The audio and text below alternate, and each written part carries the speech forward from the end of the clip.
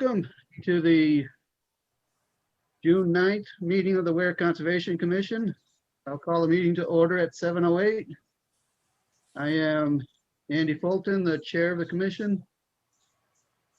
And we have on the call tonight, this is a Zoom meeting. The gatekeeper is our town administrator, Naomi Bolton. We have Sherry. We have Mark, we have Ray, and I'm looking down the list. We've got Steve and we've got Mike for the meeting tonight. We have a couple guests. Ralph with the Ware Winter Wanderers. We have Jeremy Turner and Mateus Nevins with MTL.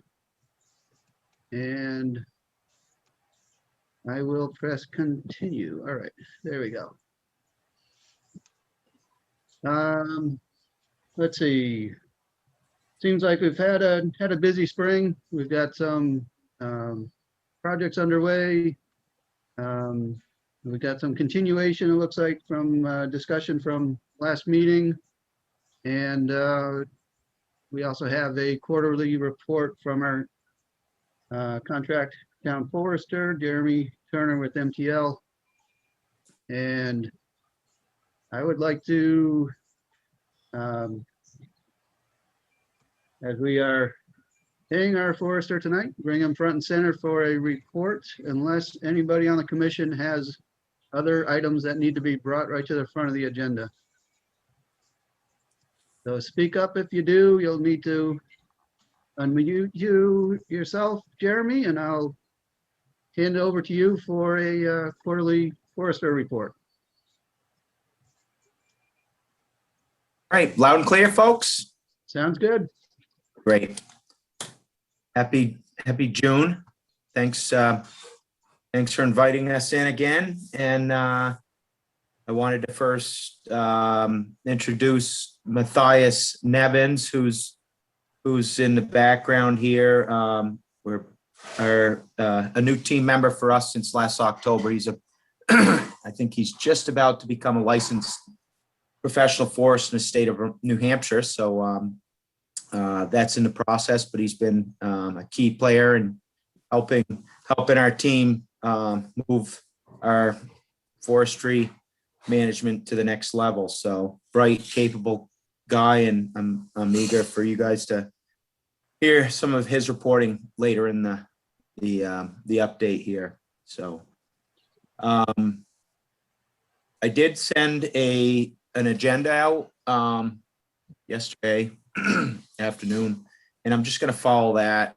If I did send it out to the Concom email, so everybody should have that. No, Andy, you did? Did you get I'm that? sorry I'm sorry. I was dealing with the family note. So Okay. sorry. The head shake was okay. not for you. Okay. Yeah, hazard of the meeting. Okay.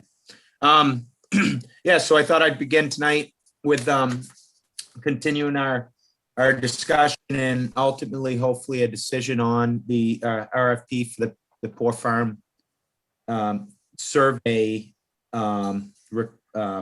project, which we circled back to both responses of two companies, Foreco, Forest Resource Consultants, of Ron Klamarczyk, licensed, and then also NEFCO with Dennis McKinney. And just to recap, what we needed to obtain was to get equalize a apples to apples proposal, one dealing with a professional fact-finding report of their opinion based on the disputed line. And the other one was to actually survey out the line should that need to happen. And initially, both proposals were sort of inversed. One was very clear where they were tight and right on providing the fact-finding report with a nice number. That was NEFCO, and then Klamarzik was very vague there. And inversely, NEFCO wasn't very clear on what they needed for monies if they had to survey. So I reached out and clarified all that and got their revised proposals, and I did send those out a number of weeks ago. So based on that, unless there's a discussion, I guess I would, after reviewing this, I would counsel we move forward with Ron Klamarzik. And the reason being is his his fact-finding report is a $3,100 to $3,400, or not to exceed $3,400. And NEFCO deliverable for the fact-finding report is an estimated cost of $4,600 to $5,000. Secondly, should we need to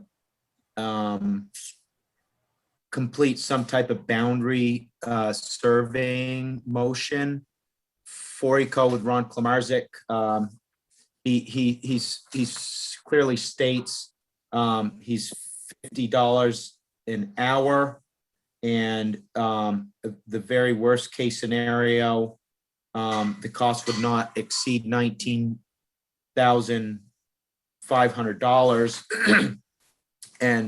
And I did ask for clarification on if he was intending to survey the whole property at that price, and he suggests, it's a very worst case scenario number, and there's a ton of unknowns, but no, he is intending to tackle the boundary in question. So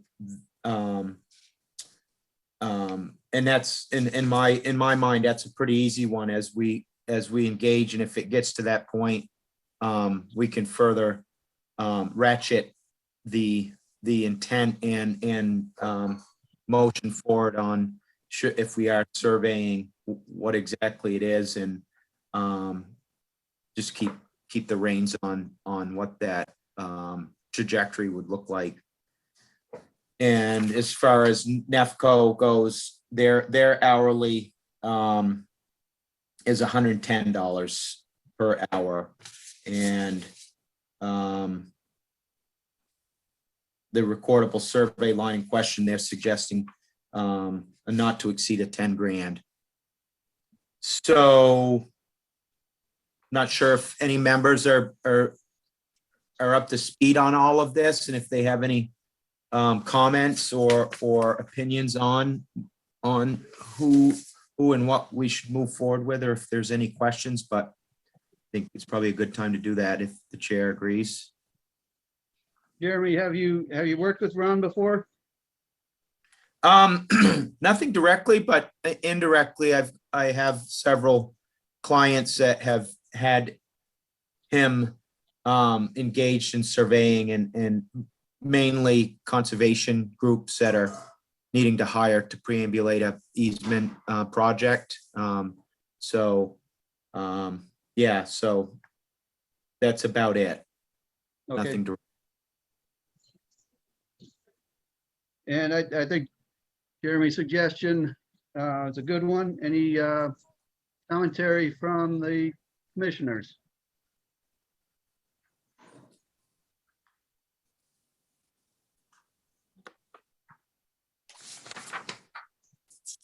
Oh, okay, and I would add, if nobody has any comments at this point, Ron was very clear that he wouldn't be able to start any work till September. So we should probably make sure that that's not a problem from the town standpoint. He was clear in that. NEFCO, NEFCO, I don't see any date of deliverable here.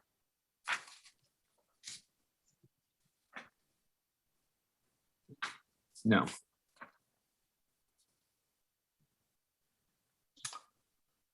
That's just another. Any motion from the commission based on Jeremy's recommendation if we don't have questions? Yeah, I'll go ahead and make a motion that we execute the contract with Ron Klamarzik, and that we budget, initial up to $4,000 amount, just in case any miscellaneous costs come up out of the conservation account. I'll second that. Thank you, Ray.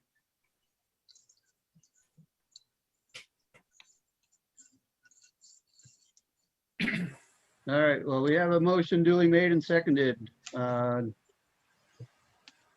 a opportunity to discuss if there are any thoughts, any concerns. Andy, can I ask a question for clarity? Absolutely. So it's up to, Steve's motion was up to 4, and so what happens if we need the next step, Jeremy? Is that when we take the next step? Is that what happens? Yeah, I think we'd get a feedback from Ron and saying, you know what, this is what I found, and this is going to require X amount of work to get it figured out on the ground, and that's when we would determine what that number would be at his $50 an hour, and yeah, and then reconvene and figure out what that would look like price wise, and if we could move forward with that after discussion, we would. Yeah, and just my concern is if he doesn't get started till September, then you figure out you gotta do on the ground work, and then we in the winter, and what if it doesn't? Do you guys have to come back as a commission to authorize more money? What if it doesn't get to, all of a sudden it's November and December? That's all my concern was. Well, yeah, we definitely have to be on the ball and not let it slide away from our attention, because a prompt authorization of funding, if needed in September meeting or October meeting would then be requisite. Mhm.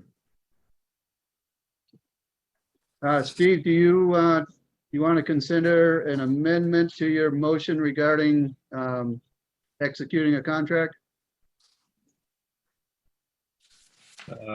Why?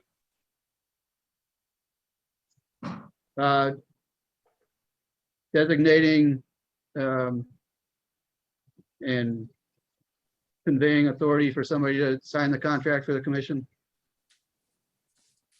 Oh, yeah, sure. Yeah, and we'll just add on there for the chairman to sign the contract. You okay with that, Ray? Yes. So it's with the chair authorized to sign the contract. So just a little more discussion. The intent, I guess, of my motion here too is to fund the initial fact finding.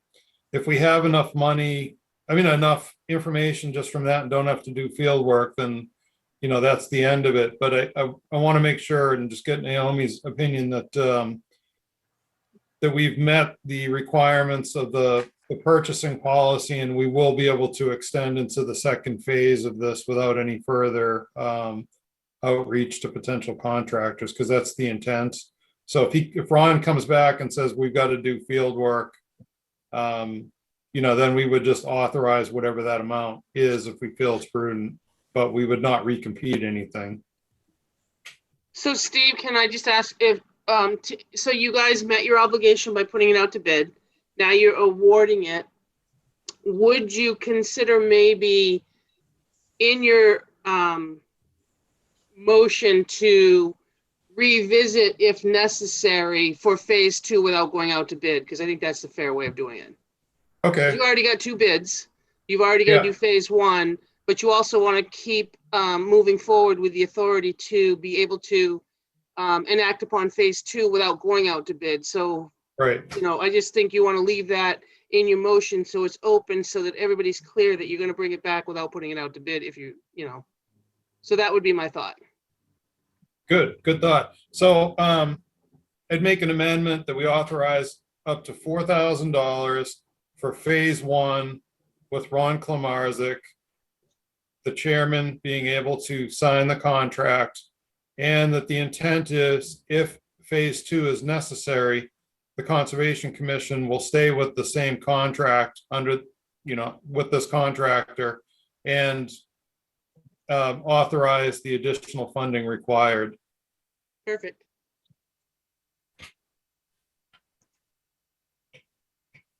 And that, thank you, Ray.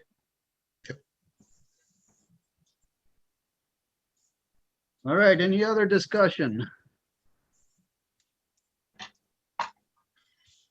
Let me just clear my screen so I can run down the list of who we've got available. All right, motion being made and seconded with amendments duly. I will call the vote. What do you say, Ray? Yes. Steve? Yes. Sherry? Yes. Mark? Yes. Mike? Yes. And Andy is a yes. So that's an all in favor. Motion passes.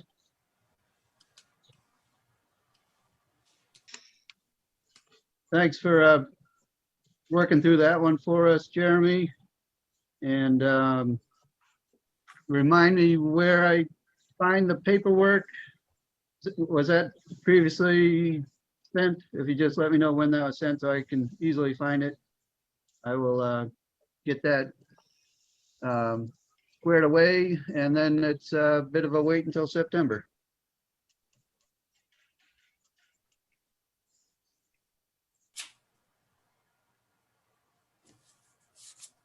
You still with us, Jeremy? Back. All right. There we go.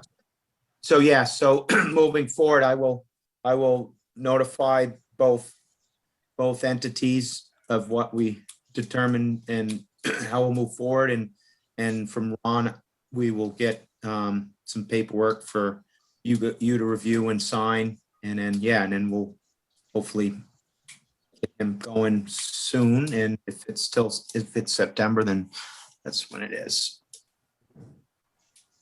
Right. Now, at what point, and this is probably more for Steve and other commissioners to think about, although, certainly Jeremy, let me know if it resonates with you, but what point do we discuss our intentions with the other party?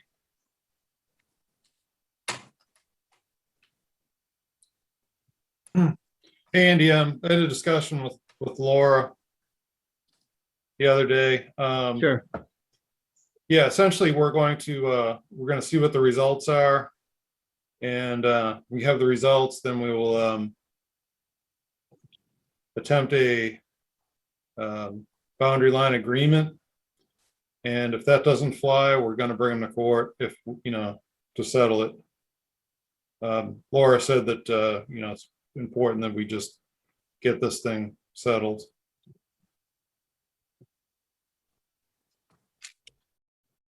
That sounds good. Who has been, and if not, who should be in touch with, I forget the fellow's name, as far as just letting them know that we're doing our due diligence and expect that we should have some information generated by, sometime in the fall. I don't think anyone needs to. We're not. Okay. We've already asked to cooperatively fund this to settle it. He refused. Okay. So And at that point, if the intention to basically do our due diligence on it was shared, and that's where we're at. yeah, Okay. Sounds good. Great. What else do you have, Jeremy? Okay, so next up is just an update.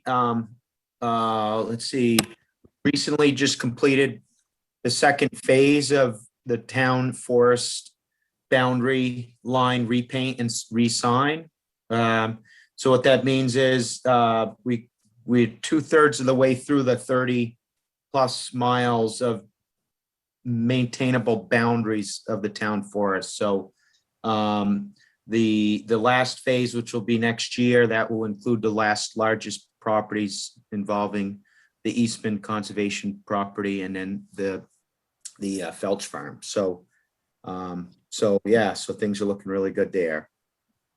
Let's see, on a bit less brighter note, the invasive control services on our end, we just lost our guy that was managing that division. So we're a bit in limbo right now. So what that means exactly, I'm not certain, but we are evaluating our options to maintain, because obviously the town of Ware is just one of many clients that we have agreements with to maintain invasive species services and restoration work on. So I'll keep you guys posted on how that's moving along. But at this point, we do not have a person in-house that is licensed, but I'm working on some backup options, and we'll certainly keep you informed of what we hope to do and make sure that that's still in your interest. I did speak with the town road agent, Benji, about getting out to Farron Pond and securing that barricade where we've been having some vandalism and just camping and gun shoot, just stuff that we don't want on the town forest. So he's down there. He's been down there actually a fair amount recently because of the beaver damming going on with a backhoe. So he said it's not a problem. He'll be all about running up further and reinforcing that barricade on Farron. So we're good there. It's just another housekeeper. The town forester agreement, which Naomi kindly resent to me again, which is just another looming housekeeping item. And I've looked that over, and it all I think is in the spirit of our engagement historically and moving forward. So there were some edits, and I can scan and send this to the commission and Naomi to just some verbiage and mainly rates. Some of the rates were low, some were high, and that was it. Nothing substantial. Yeah, Jeremy, that was just, I had no idea what the rates were. It was just a placeholder, honestly, and that's why we're here. I really thought you guys could share it, go over it, and we could finalize it, but it was really taken from another town and stuck our town in it, but I didn't do anything with the rates. Sure. What town was that from, Naomi? Just curious.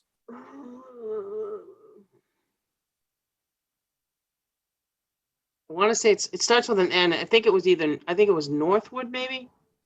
Okay. I don't remember, Jeremy, off the top of my head. Yep. I can share that with you because I had the other one, but I don't have it home, so. Okay. Yep.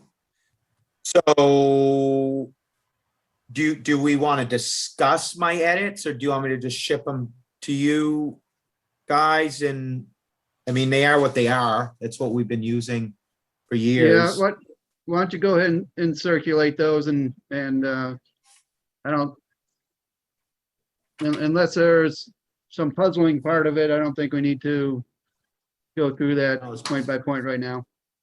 No, it's pretty, I thought it was very well put together, and Good. yeah. So, all right.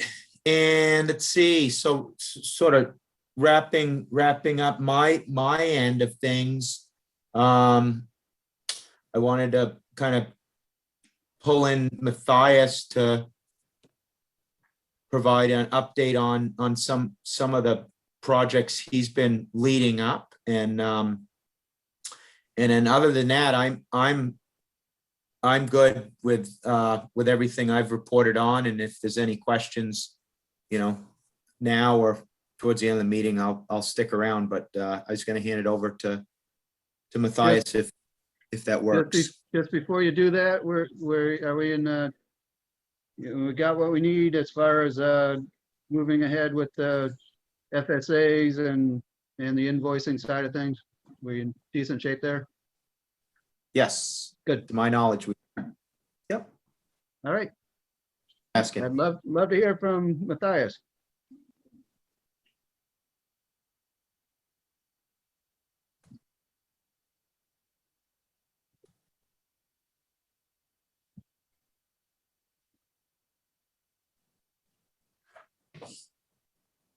You've got the floor, Matthias.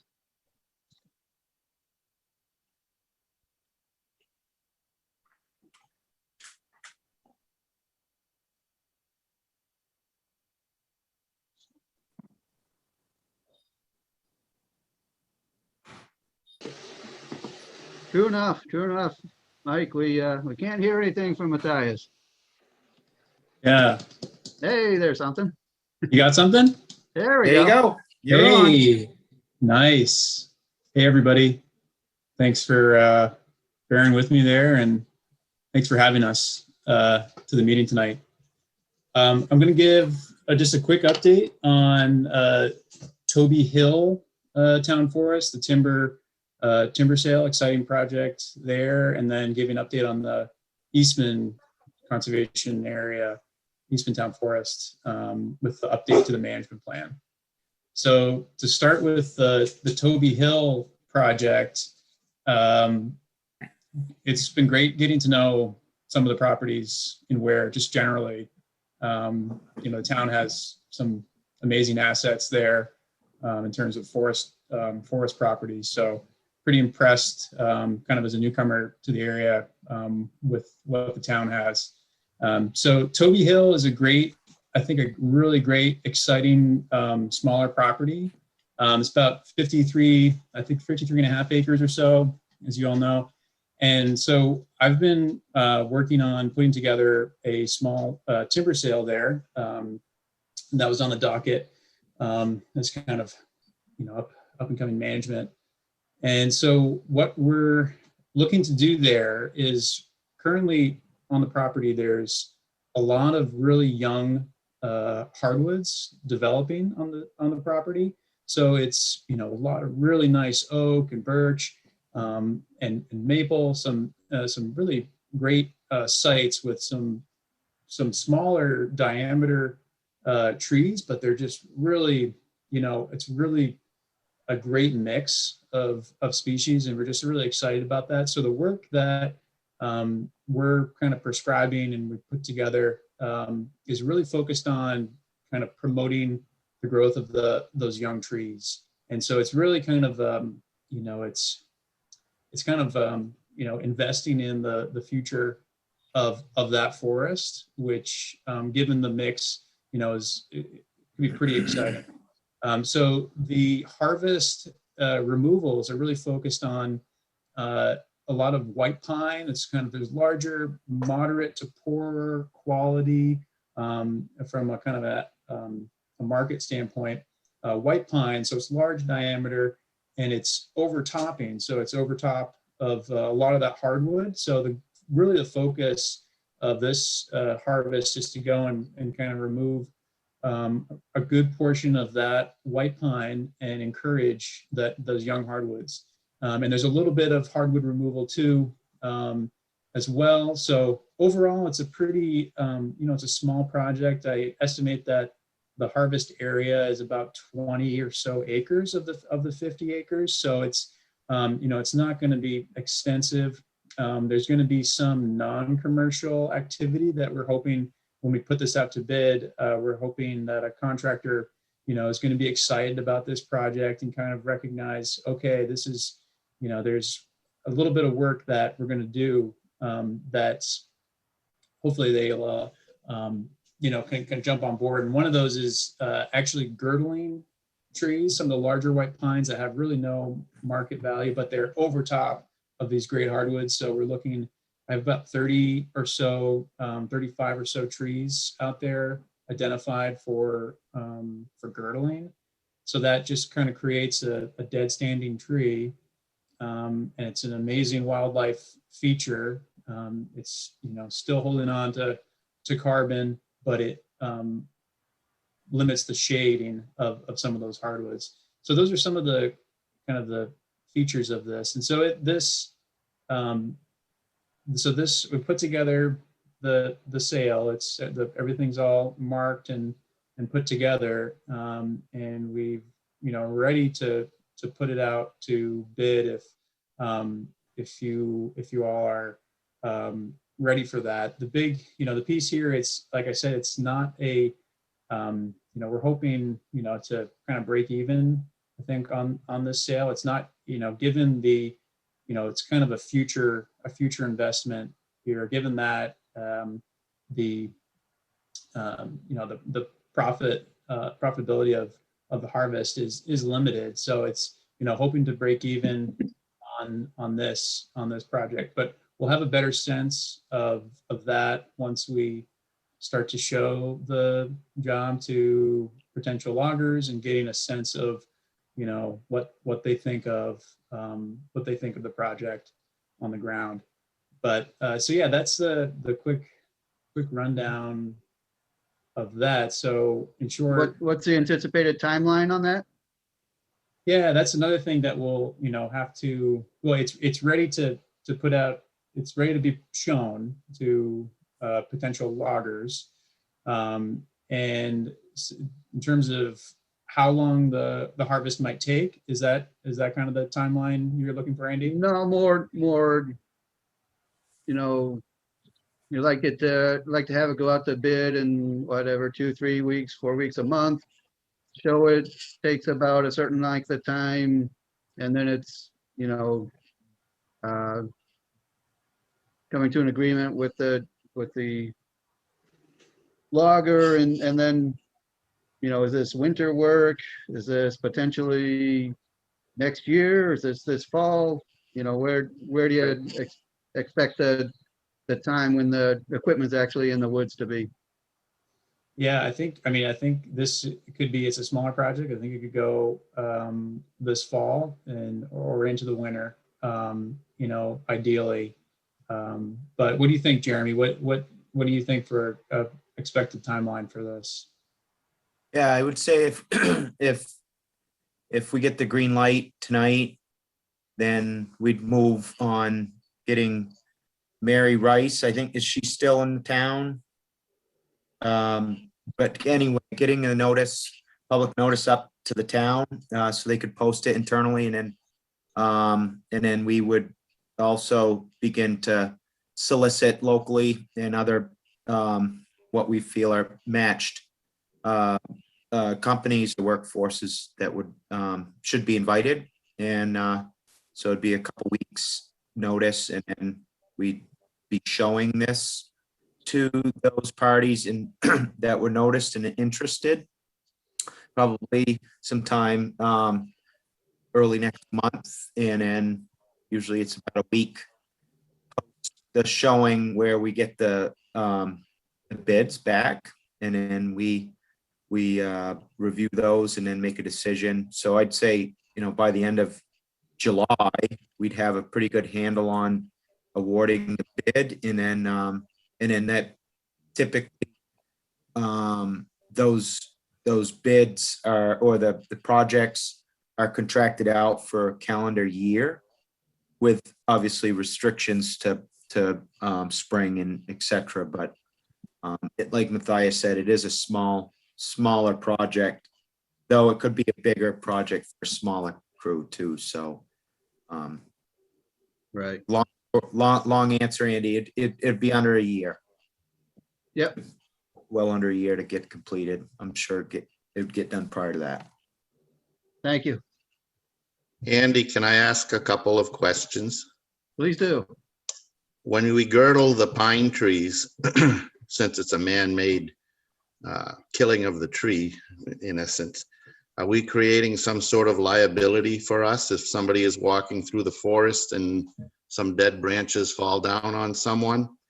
And secondly, wouldn't it be more beneficial to, even though there's very little value in the white pine at the moment, to get something for it to put into the account rather than just killing off the trees?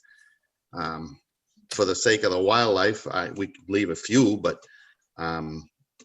there's plenty of other trees for the wildlife to be in. And I was wondering if anybody had an opinion on that. Yeah, and I'd say, you know, I could certainly offer some thoughts, but I'd like to hear what Matthias has to say, and then we can let any other commissioners who'd like to comment on it. Yeah, so, you know, just to address your second question there, you know, those trees that I had mentioned, the 30 some trees to girdle, those really have little to no economic value. They're just these kind of open, they grew up in full sun, and they're just, you know, multiple stems kind of spreading everywhere. And so there's really no value economically to them. So the value is really in its, you know, carbon that it stores and potential wildlife tree. So it could also do even a little bit more damage if it was dropped. It's being so large and unruly that it could drop and, you know, crush some of the really nice hardwoods that are growing around it. So there is the majority of the commercial aspect of this project is white pine removal. So there are white pine that is marked out there for removal and sale. So all, you know, a lot of the wood that is marked for harvesting does have moderate, so, you know, lower commercial value, but it is, so there is certainly, you know, some revenue generating potential here. I just want to kind of set expectations, you know, because this is a really kind of a focused on the future, you know, investing in the future growth of those younger trees. So I don't want to set up for, this is going to be a big money making sale. You know, it's going to be, you know, we're hoping to break even and do a really nice job, you know, kind of promoting the development of this great forest. So that's what I have to say on that. And the liability issue, I think there's probably someone that has a better handle on that. Yeah, that's good. I was just under the impression that all of the pines were nice, straight, big things. I didn't realize that they were the crappy ones. Yeah, they're pretty unruly. You know, they're pretty gnarly. One other, while Jeremy's collecting a couple thoughts, but one other question, Matthias, on any impact on the way this project has been planned out with the sort of collapse of the low grade market, the chip market, or is that really not a factor in the you know, expected treatment of this project?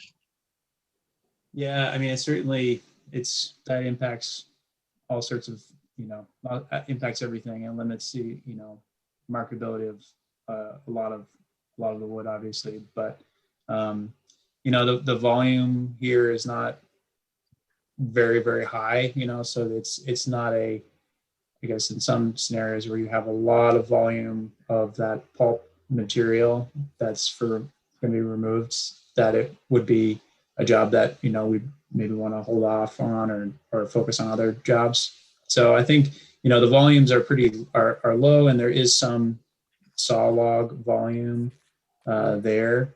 Like I said, it's moderate to lower quality in the pine, but yeah, so there's just it's not a big pulp focused job. A lot of the pulp will, if a contractor does have a market for it, there's certainly some, you know, some there for them to take, but, you know, I think it would be a lot of, you know, leaving some of that material in the woods just as kind of enhancement material, really. That's just gonna fuel the growth of those hardwoods, the pulp that we leave out there.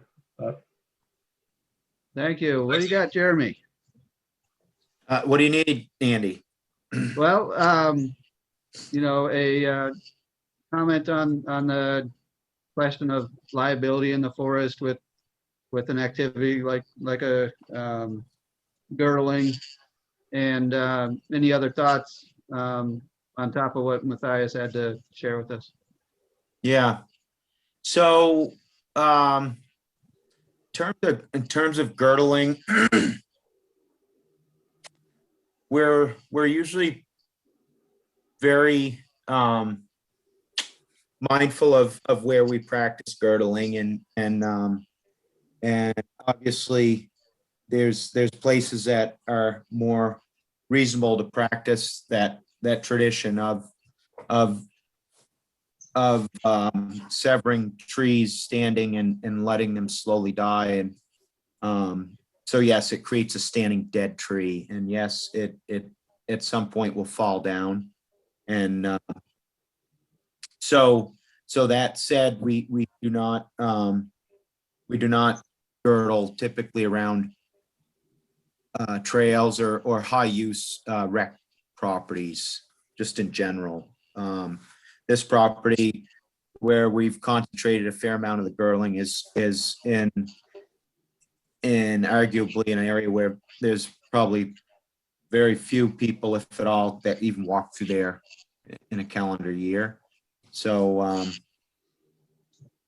typically, I think if we're mindfully practicing it, and it's just I usually am not too worried or concerned about it. But then again, I'm not, legally versed in what that could mean. But I don't think it's something necessarily worth spending a lot of time being concerned about, unless we were practicing it widespread in a lot of areas where there was a fair amount of public use. That's, I guess, my 2 cents on that. Yeah. Thank you for that. Any other thoughts?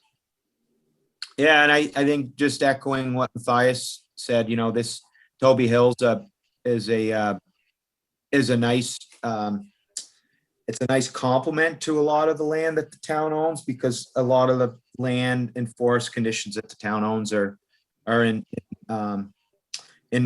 fairly mature in fairly mature states of very large trees and older trees.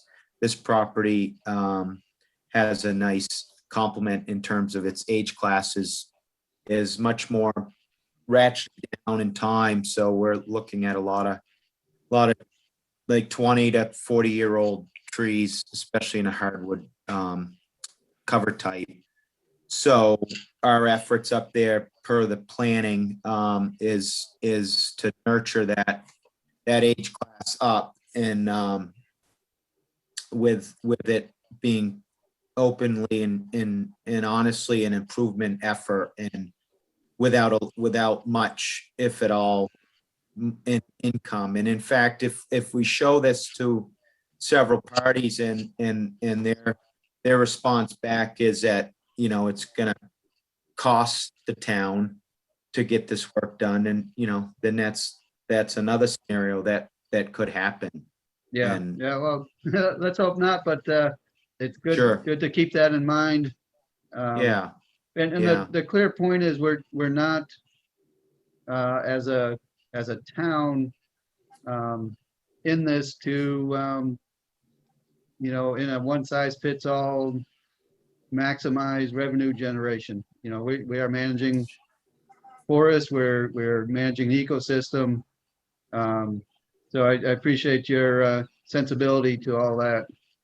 Sure. Yeah.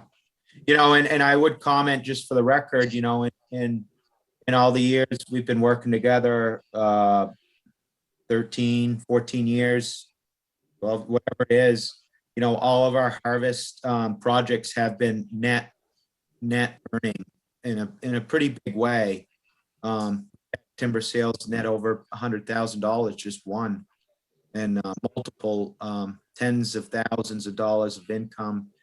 So, for us to have, moving forward, I think some projects that if they break even, or if there's actually some outlay out of pocket we're investing, I think it's just, it's a great demonstration of true land stewardship. And if we're doing it with purpose and good science and planning, I think it's things we should definitely consider. And this would be the first one, should that happen. Sure. Any thoughts from our commissioners, Yeah, just other a couple- commissioners? Go ahead. Couple of quick comments and I guess starting back to the fines, I'm not sure if everyone's aware, so I just want to make sure you're all aware. So an open grown white pine loses apical dominance because of the white pine weevil gets in the primary leader. And so what you're seeing on those trees that they're talking about girdling is where the leader died, and then the stems on the whorl took over, and so that's why you end up with forked pines, and that's why you end up with misshapen pines that are full of compression wood. And a lot of times you see them just busted off in the woods sooner or later. So that's kind of the problem as far as the value, and why we'd be getting rid of those. But in the ridding, so to speak, though, they become quite a story of decay and habitat for some of the things up above, chasing the insects, and then when they come down, the stumps are just oftentimes chock full of goodies that the forest denizens make good use of. Yep, that's true.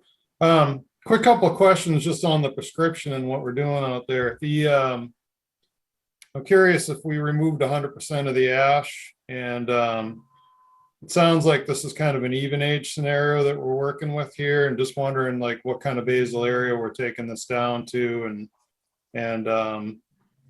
it sounds like oak is kind of one of the predominant species. I'm sure there's some maple out there, and maybe heard some birch. Just kind of wondering, what we're taking out of there. It sounds like maybe some pulp if we can get rid of it, or some pine saw timber. And just kind of looking, I'm also reading now that we've got this problem with, on top of beech bark disease, now we've got a beech leaf disease that's spreading across the Northeast. It's going to potentially result in some mortality. So just wondering what we do with beech too. Yeah, thanks, Steve. Yeah, so I'll try to work through the kind of thinking on the prescriptions a little bit more. So it's really focused on what we call like a timber stand improvement in a lot of the hardwoods. So that's just kind of light thinning in the really kind of smaller pole sized hardwoods, just little bit on the edges of it, not really getting in there too much. And then taking pine that's over topping. So that was kind of a overstory kind of removal of the pine that is above some of those hardwoods. There is some regeneration focused work in small areas. So some where there is a patch of mature wood where it's not desirable for us to continue to move that forward. So a lot of the pine has kind of reached its kind of end. It's starting to, tip down and decline a little bit. So in pockets of pine, small pockets of pine, so we have laid out small overstory removals, so small groups where we're hoping to, establish a new set of young trees in those spaces. There is residual pine left throughout, scattered to maintain that feature, and so it's a mix of thinning with some overstory removal to kind of create some new regeneration space, some new space for some new trees to grow in there. And so residual basal areas, not, it's somewhat variable throughout. It's high in the the hardwood areas where it's smaller wood, and we're still we want those to still grow, and there's little removals there, so we'd have to walk it and get a better sense. But it's really it's a little bit variable throughout. So you might have areas where you have 60 square feet, areas where you have 120 square feet, and places where you have now 20, where the you're allocating more light to regenerate. So yeah, with that, I would really love to walk up there with those that are interested to see the project, and kind of think through the application of the prescriptions that were written for this. But yeah, Steve, does that kind of address, I guess? Oh, one thing too, you asked about the ash. There is a little bit of ash out there, and that was marked for removal. There was some retention of ash, in small numbers. Like any good tinkering, you want to keep all the parts. And although the outlook for ash isn't great, I certainly like to leave some that are non-merchantable, and a few scattered throughout. So definitely the ashes. There is some ash removal as a part of this project. Yeah, Steve, what am I missing? No, I guess I'm just wondering why we're not cutting 100% of the ash. I mean, it's hopeless as far as the situation with ash right now. Yeah, It's just going to end up being dead. So I mean, if there's anything merchantable out there, I would hope to be a blue spot on it. yeah, certainly. I mean, we definitely are yeah, recognize the outlook, and some of it, some of the pole size wood, there's not merchantable, and so definitely want to hold on to that. And then some, too, I believe it, that maybe there's marginal saw timber value, and it's just a cordwood tree, and maybe leave it and it becomes another dead standing, or it casts some seed and keeps ash in the regeneration layer for just a little bit longer. So I have, I definitely am, I definitely know it's a poor outlook for the ash, unfortunately, but I still like to advocate for retaining just a little bit of it, just so we can see how it pans out. But that's me. Yeah, I think in general, if there's When any, we walk, Steve, we can bring the paint gun too. You can add some paint out there if you want. yeah, I mean, if we're marking a harvest anywhere in this, there's any merchantable ash, I think we just ought to be getting it. It's really unfortunate, but doesn't look good. Seen a lot of dead ash already. Yeah, a lot of the ash there on that property is declined and is falling out. It's Yeah. it's already really declining there on that Yeah. Toby Hill piece. So So, yeah, hopefully it's not too far gone in some of that. But. Are we limiting to any particular type of harvesting operation, or just anybody, cable, grapple, not whole tree, because it's not much of a chip market, but I guess, is there any limitation there on who you're allowing to bid on it, or? Yeah, I think a hand crew with a cable or grapple skidder, or some mechanized with it's a little mechanized with a grapple might be a nice system there. But I don't know, Jeremy, what do you think on kind of ideal operator for that? that job out there. I think you nailed it. You know, ideally, if we can get, you know, a one-man show with a cable and, you know, chainsaw around and you know, move through that property, that'd be great. If not, yeah, there are some smaller, you know, harvester type systems where they can lay the wood down and then pull it with a smaller grapple and but it's laid out really nice. You know, a lot of the work is skid trail type thinning and so the machinery motions are fairly linear and you know, there's not a lot of resource issues up there to pivot around or through. So we're kind of, I think it's a pretty open chance for just finding the best value bidder, I think is what I'd like to hang the hat on for the day.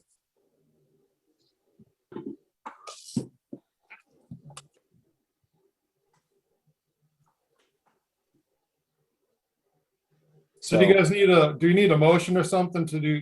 Is there another FSA that you have to move on with this? No, I think we just wanted to give you an update on clear on the scope, right? Like often these are net and they generate a fair amount of money. This one's a really improvement base with a lot of non-commercial kind of work. So you know, where it's gonna settle out, I don't know, but you know, I'd like to exercise you know, the idea that it's going to, we're hoping it's gonna be like a you know, a zero or some income generating. And if not, you know, I would come back to you folks with the feedback from the crews and then give you a better idea of what we're hearing. And if you guys are comfortable, if it is going to be out of pocket, then we can do that. Yeah, I think we can proceed, you know, conditioned on being even a small plus or a zero, but if we need to go out of pocket, clearly we got to come back and talk about it. Yeah, sure. Okay. Yep. And Steve, I don't think it's been our you know, working arrangement to motion and vote on you know, a go ahead for bid. We've kind of already done that with the FSA, but you know, if there's something's changed, there's a little different aspect of this and we want to entertain a motion, we can do that. No, I just forgot where we're at in the process. So yeah, that is in the FSA. So yeah, we're good. So I mean, the next thing would be to move on. So Mary is no longer in the, I mean, she retired, right, Naomi? It's Aaron? yeah, so Yeah, no, Mary retired over a year ago. Karen is there, but if you send it to me or Karen, I can forward it to Karen. It doesn't matter to have it advertised. Okay. All right, so we can do that. Naomi, has Karen dealt with, has Karen received these from MTL before? Or should it be better to go to you and you'll kind of sort of pave the way for the next one with It's her? easier. I mean, she's learning a lot without a land use coordinator and everything else. So Yeah. if you go through me, then I can show her that. And then what I'll do is I'll put her in the email chain next time it comes Good. through. You got that, Jeremy? Yep, I got it. Excellent. I get it. So yes, one other thing that actually just kind of came to my attention thinking this through is you know, we're engaged with timber harvesting based on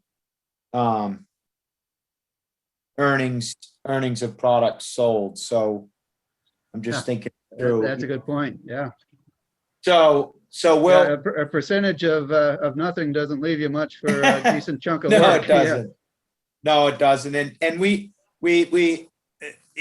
looking back at it, Matthias and I did talk a little bit about like, what this might mean. And so, so obviously we got man hours into it, and I don't know what that is off the top of my head, but I think regardless, I'd counsel we move forward and practice good stewardship up there, and get some feedback of the crew and the marketplace, and just see what our opportunities and options are up there.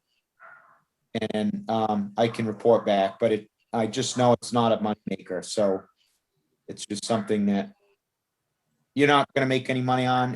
And currently the way the forestry service agreement is in place, we're not going to make anything. So, so I think really we need to know what it is, what it is going to look like before we can really determine what we should discuss for us, I guess, on our end for payment. Right. If that makes any sense. Yeah, What happens? we're not working on a, gotcha sort of arrangement. So figure it out and talk to us about it. Yeah. And I think, in the FSA too, it's clear that, anything, outside of the scope or deemed to be billed out at the hourly rate will be done so with the client's approval. So, so I think we can just fall back on that, and that's how it works with when we do conduct timber sales or any type of timber stand improvement projects. It's by the hour, and that's how clients pay for it. So I think we're okay. It's just a matter of you guys being clear on from us what that is for a cost, and feel more comfortable providing that once I know what the guys are or the crews are thinking for a chance up there. Is that Yeah. that make- Yeah. Well, like you say, we've been through a number of years here and haven't run into a situation of similar sort. So that gives us pause a little bit all the way around. But it's part of our management planning and operations to deal with these sort of different situations when we come across them. So shouldn't be a problem. Roger that. But always better to have the discussion. Oh, yeah. In this case, this month rather than sometime in, oh, by the way, September. Yeah. Right. Great. Well, So, thank you again. Anything else? yeah, I think Matthias is just going Oh, to you're right. close. We're going over to Eastman. Yeah. Yeah, to Eastman, and I've got a appointment to take care of here at 7:15. So I'm sorry, I do have to split unless somebody really needs me to hang tight for a bit more. Well, let's just pause a second, see if there are any questions for Jeremy from the commission. Going once. Going twice. All right, JT, you are off, and we'll finish up with Matthias. Thanks, folks. Yeah, so I'll just jump in and give a quick update on the Eastman Town Forest Management Plan Update project. We just finished the inventory for that project. I know that's on the list for completing next year, but we're kind of a little ahead of the game, at least on that property. So we completed the inventory this week. And then we'll be preparing the plan, that update for that property, the 10-year update. So yeah, that should be next month or so. Be able to present that to you for review and comments. So that's really in my walking. That property is great. Really cool place with access to a lot of folks living nearby.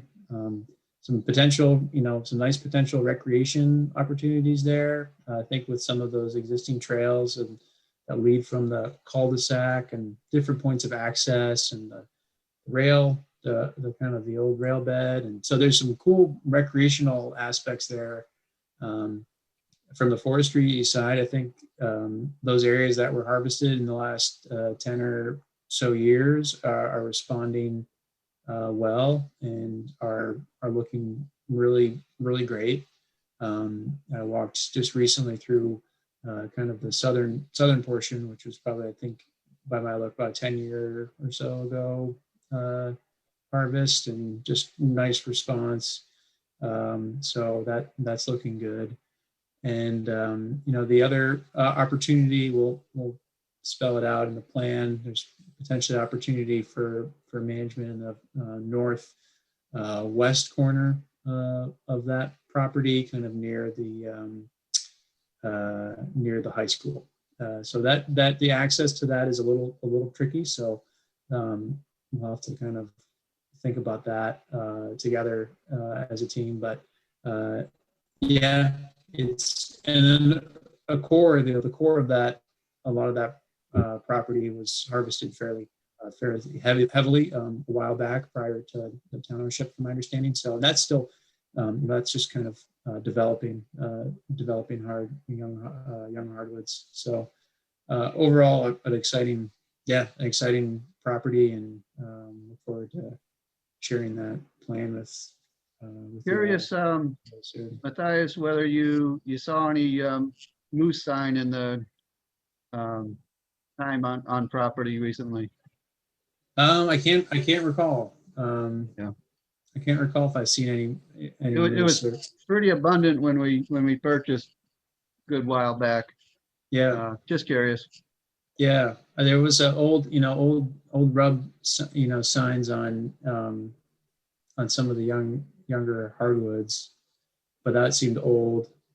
No, my memory is not serving me right Okay. now. Now, how about on is there anything management wise that impacts or should be considered when thinking along the western boundary and the black gum swamp? Are those areas that just basically we look at, we appreciate, we pretty hands off with, or is there a management strategy for black gum?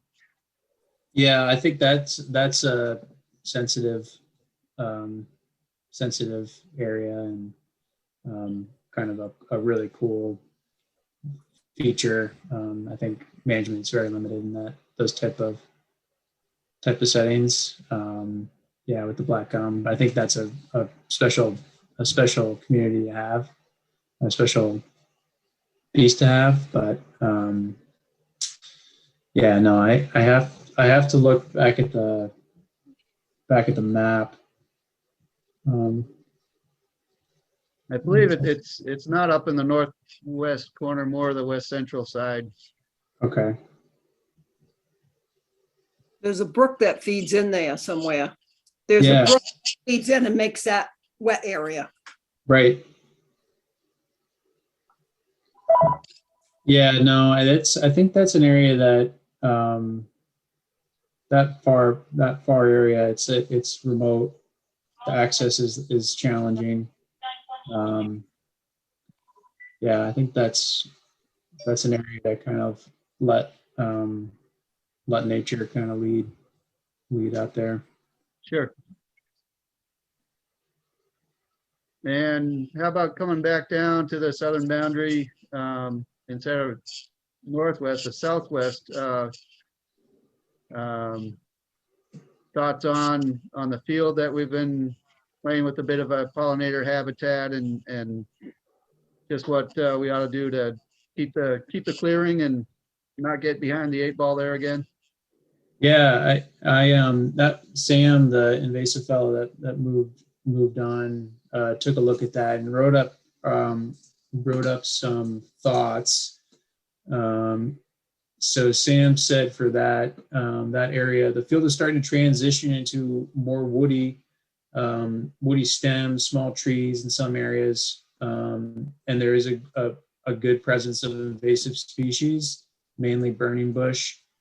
And so they're recommending, looking at those invasive treatment, and definitely some next round of brush hogging. And I know you guys did a burn there too a while back. That could be another exciting feature there. But yeah, I think holding on the work until the pollinators kind of do their thing. But certainly, I think it's going to be transitioning to kind of more of a woody setting. And the further along you get, the bigger the equipment and bigger the project it would be to keep that in the field. So I think a brush hog, and in the fall, this fall or next year, and some thoughts on the invasive. That's my take, and that's Discussion of that becomes part of the update. Yeah, I can kind of add that in.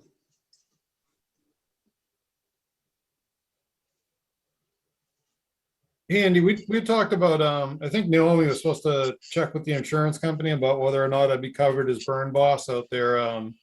Correct. We do a prescribed burn. That's one way of, if we get the fire department out there, then, and potentially the prescribed fire council members, it may not have much cost to it. Well, keep those.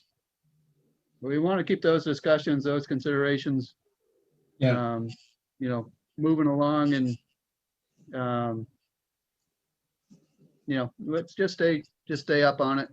And with Matthias coming aboard, just wanted to hear his thoughts too. So yeah, maybe we can circle back on that and take another look. Yeah, and I can be sure to add those thoughts to the plan with kind of a recommended. Maybe we can come up with a recommended kind of treatment schedule for that area. yeah, Do you have anyone in the local area that's got a skid steer mounted masticator? Because I think a brush hog is going to have a little bit of a hard time with that thing. Yeah. I don't know. I'm not tapped into the network. But yeah, I see what you're saying. Those are pretty slick. Yeah. That might be a better feature there, you think, or a better tool there. Yeah.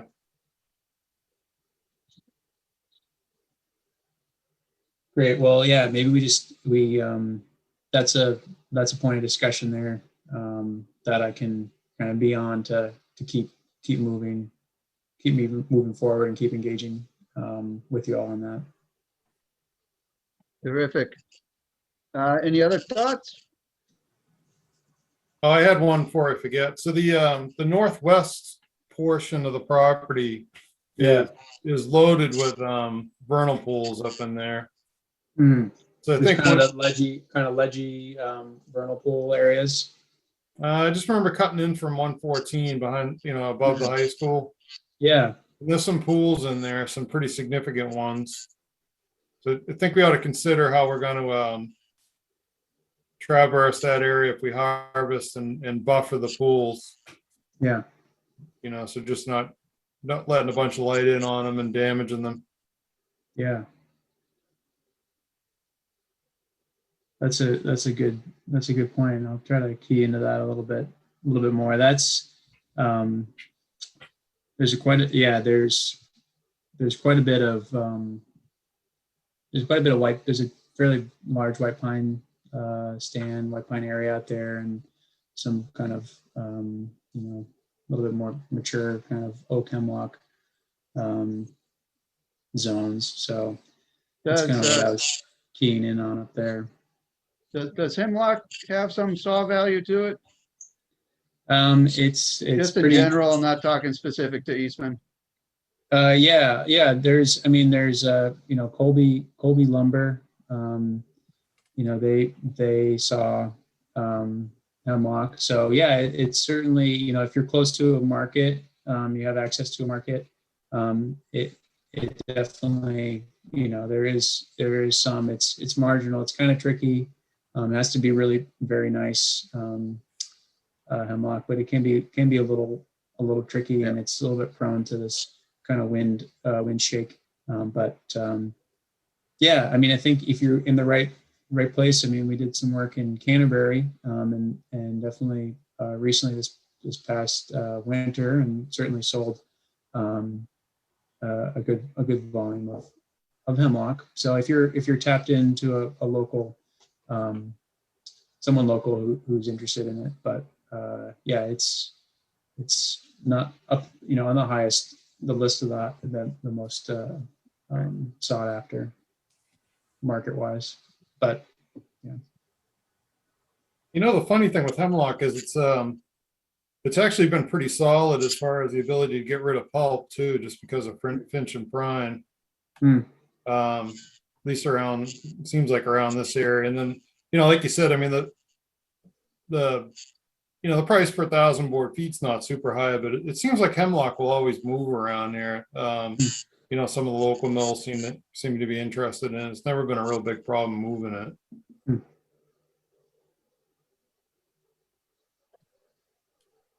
that's good to know. I mean, it's some nice quality. It's a great tree. Although it's like many others, it's got some stressors, but Yeah, it's kind of challenging, kind of difficult to envision the forest without it, but maybe I'd like to be optimistic. Maybe we don't suffer the same fate as the Mid-Atlantic has. I hope so. I definitely hope so. You guys are kidding yourselves.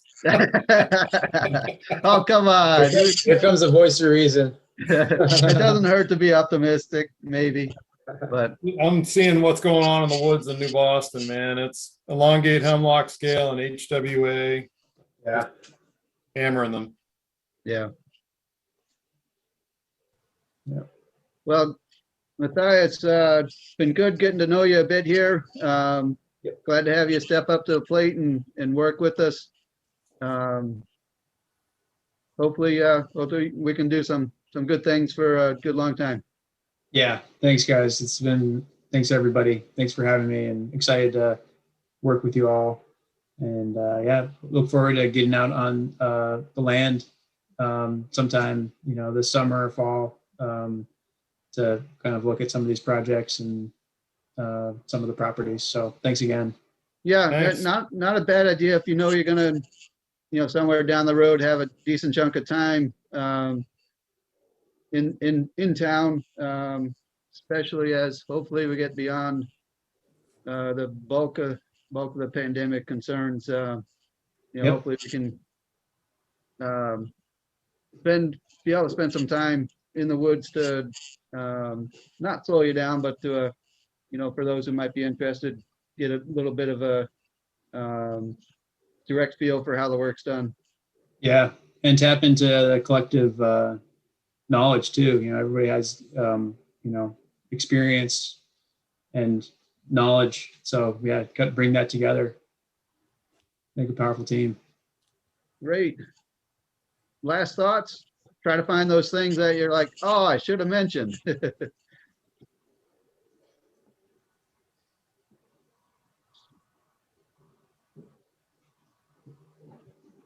Well, we're good. All right. Thanks everybody. Appreciate it. Have a good rest of your night. All Thank right. you.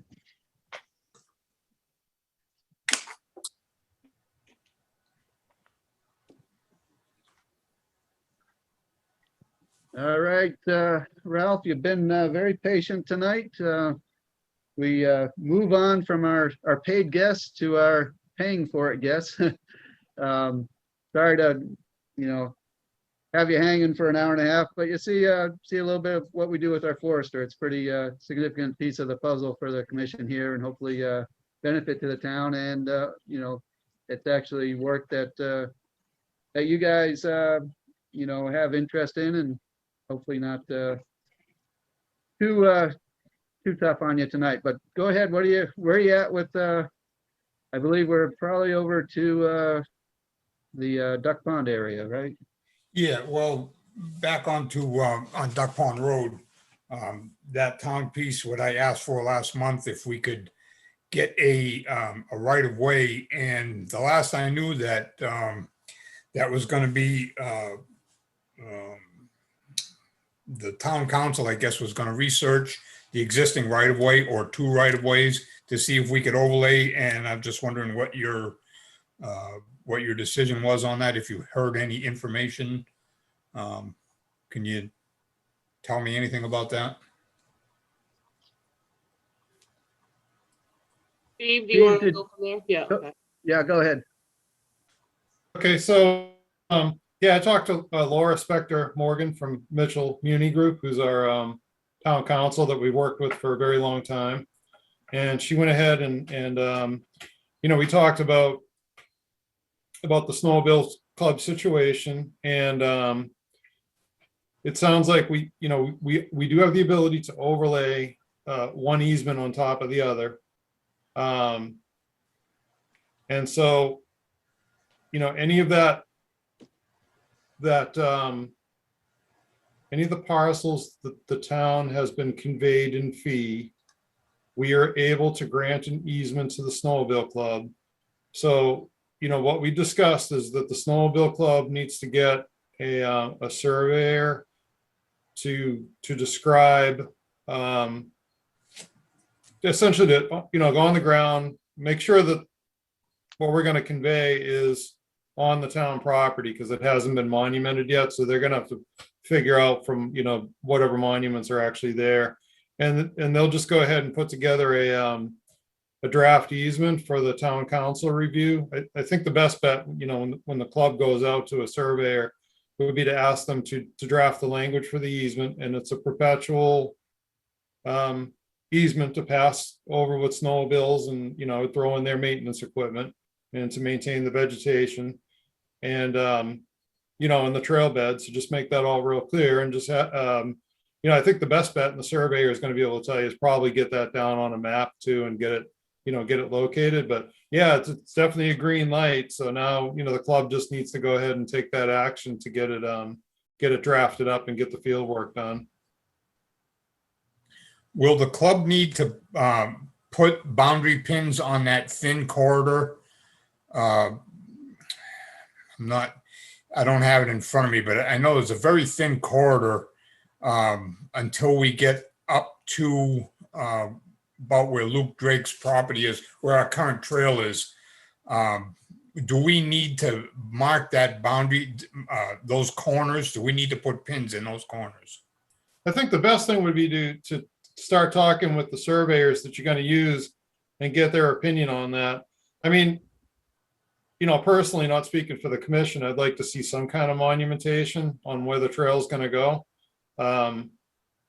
And I don't know if a surveyor would just want to do like a center line, but yeah, I mean, I would ask the surveyor on what they think the best way ahead is with that. Okay, and it is okay to go right, I mean, we can overlay the existing right of way, which I believe the New Hampshire Society for Protection of Forests has. We can go right over that one. Yeah, and what Laura said in that case is, so if that's an access easement, what would happen is like, I don't know if Wendy ever intends to use that for login access or anything, but if they had a login job going during the winter, they would get to exercise that right, so they could potentially plow your trail up, something like that. So they don't lose their right. You have two concurrent rights going on in the same place. Yeah. Which probably isn't a real big deal, honestly.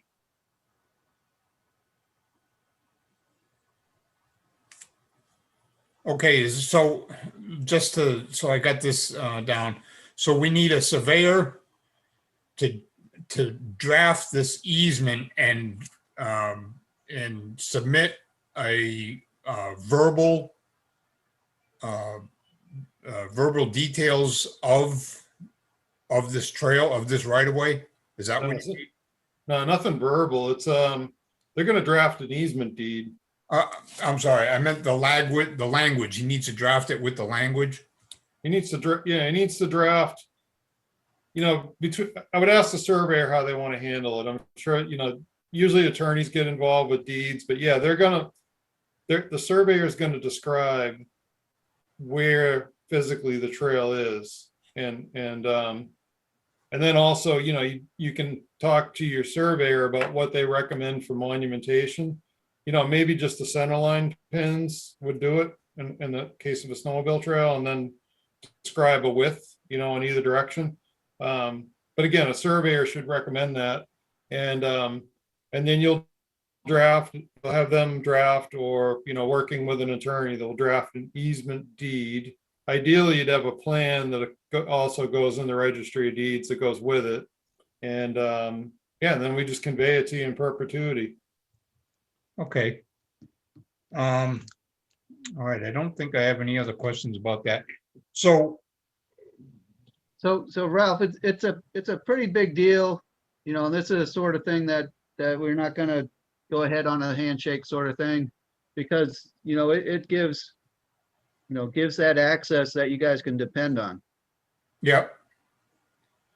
Yes, I understand that. I've never done this before, so I'm just trying to get all my ducks in a row here. Sure. So I don't have to come back next month and say, I forgot this, or did I need to do this? Okay, so I think I've got what I need. So once we submit this, would I turn this into Naomi as soon as I can get this, if I can get it before the next meeting, or how does that work? If you have, some proposed language, yeah, that's go through the town administrator. We don't have a land use coordinator at this point, so yeah, through Naomi to us would be a good way to go. Okay. All right, I think that's about it for that. Is there any questions for me, or can I move on? Yeah, it's really the reverse, we're, we've discussed this. I guess I'd just pause a little bit and, sort of beg the question, do any of the commissioners have any thoughts or concerns, or, items for Ralph to think about going forward, or are we all good? I just had a thought. Well, I'm sorry, Steve. Go ahead, Ray. I just had a thought. Would it be beneficial for the club and all parties involved to try to use the same surveyor that's going to put the monuments in for the subdivision?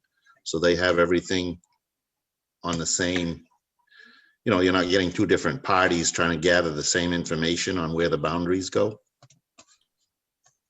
So Ray, I would suggest, who the heck knows when that's going to occur? Because we're still waiting for this developer to put in the monuments over there on Cortland Ave.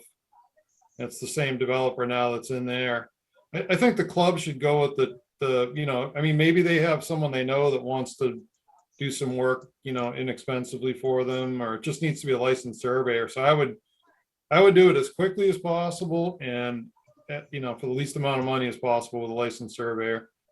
I just, my concern is they need to get that in there, because I'm really, if they didn't get it in there now, when all those houses get built, who knows what the heck's going to happen, Good point.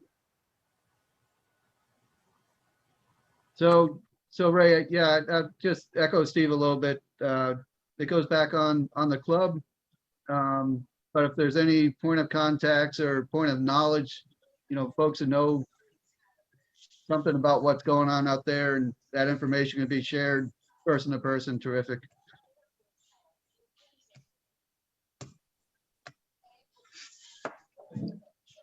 Any other thoughts from the commission? Now, I just want to say if, if the club has any questions or whatever, just drop an email and try to explain it, or, if there's any back and forth, that Naomi can always send stuff to Laura, for reviews or questions, but just want to facilitate this as easily as possible. Yeah, it's gotta be sound legal footing for, good trail planning and safe sledding. And, access to wider areas through key corridors, so. Good luck, Ralph. Let us know if you have any more questions. I have another item. Yeah. Okay, so at our last club meeting, I'm not sure if the commission is aware, but the club is in ownership of a couple of properties over on Wildwood, off of Abijah Bridge.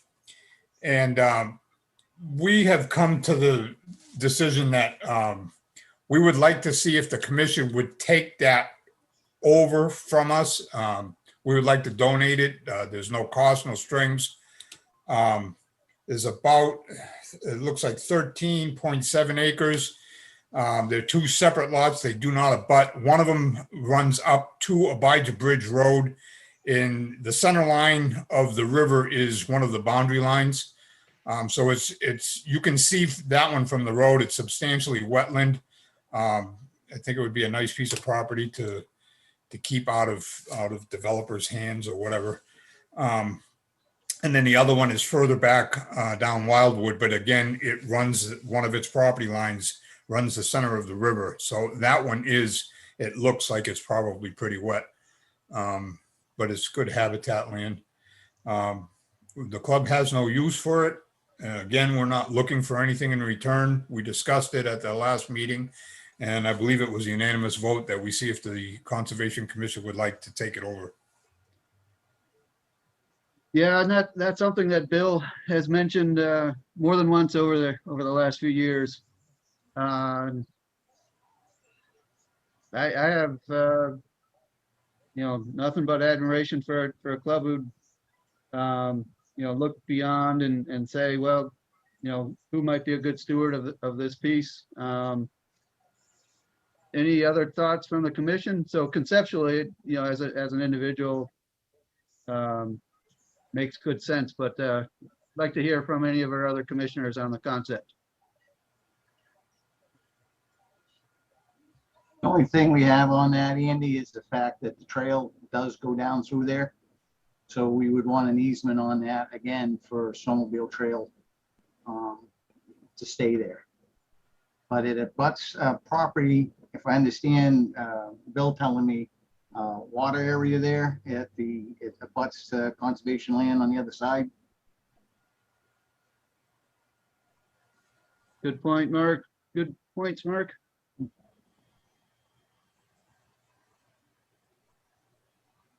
Andy, maybe we could have a map that shows exactly where this is for the next meeting. I can give you the lot numbers, map number and lot numbers of those two lots. Sure. The first parcel is map 407, lot number 8. That one is 5.7 acres. And the second lot is map 107, lot 17, and that one is 8 acres. I believe that's the one that abuts Abijah Bridge. Great. We would, any transfer costs, if the commission does decide to accept it, it would be to the club's benefit if you would pay for it, but we would like to see you guys take it over. Yeah. I will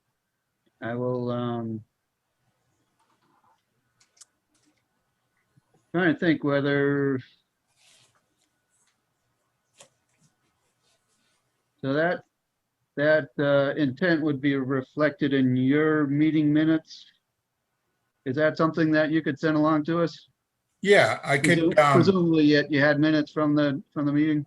Yeah, I don't know if I have them with me. Naomi may.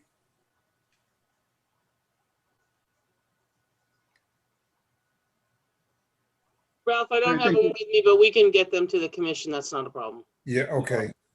Well, that, I just kicked myself because I know Bill has mentioned this several times, and I want to move it to a more formal status, so to speak, so that we're sure to reflect it and reflect upon it and come to a decision on it.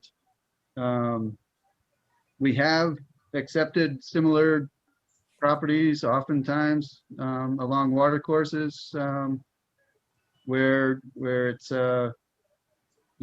similar situation. Somebody would like to donate it, and that's happened. I can't remember. The last one is probably been over 10 years now. Can't remember how we handled costs on it. But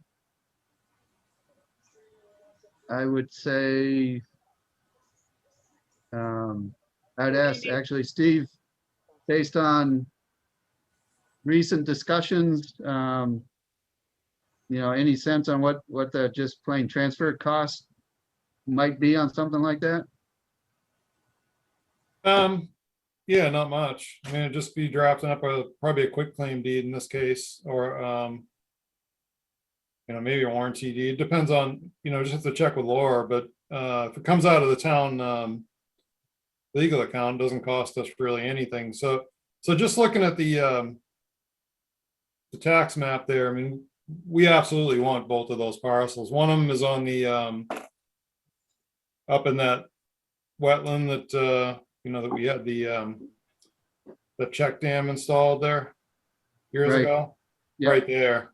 And the other one's further up, like for the confluence of Dudley Brook. So those are, I mean, they don't seem developable or anything, but they're definitely good. There's no reason for the snowmobile club to pay taxes on them or anything. It'd be nice just to have it in public ownership. So I think the costs are extremely limited. So if folks want to, I would just suggest Naomi, if you're okay with it, that Naomi would just email Laura with the map and lot information and just say that, the club's looking to donate this Conservation Commission. We think it's probably, a good idea, and what's involved with closing, just saying that we want to facilitate the whole thing. So likely it's just Yeah, writing. so Steve, it's minimal at best. It'll be a recording fee, and Laura's fee would be minimal. The one thing you will have to do is you're gonna have to have a public hearing though to accept it as a donation.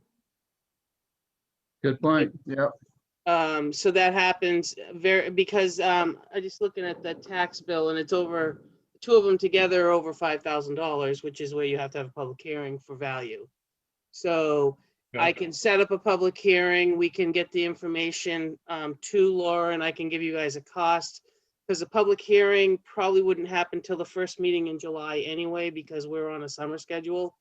And I don't think, and Ralph can tell me wrong, I don't think we're in a huge rush. We've owned it for a long time. It's just something we'd like to move forward and do. But I think you could have all your costs known.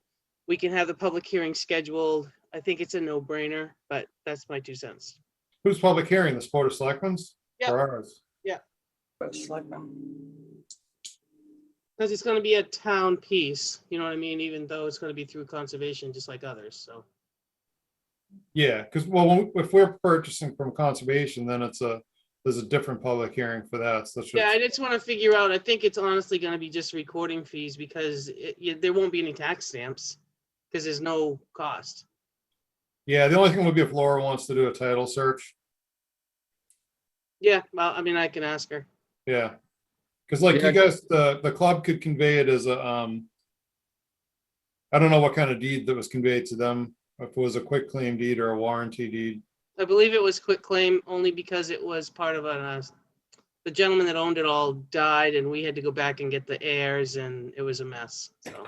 Yeah, so yeah, you might want to just have her look at the title. Well, I think we should know that up front before we go maybe to the next phase and then we can have a plan. But Yep. it certainly would be next month, if that's all right, Ralph. All right with me. No, I'll pay the tax bill this time. yeah, we won't catch the spring deadline on that one, so. No. Thank you, Ralph, for adding a layer of formalizing the offer. Please do share the minutes, and we're gonna collect some information on the closing side of it, and then there's some hearings, and we're not here yet committed to expenses, but we'll start to get a sense on what they are. I guess what I would ask you is to be sure to send those minutes along before next meeting, so that we can get the tickler of on the agenda so that we don't forget about it. Okay.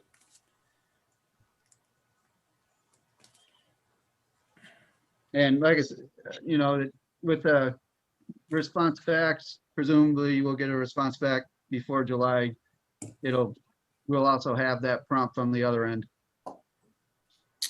from our attorney's feedback. Yeah. Sound good? It sounds good to me. Thank you, Ralph. Thanks for your patience. Thanks for your time tonight. All right, good night. Good night. Thanks, tonight.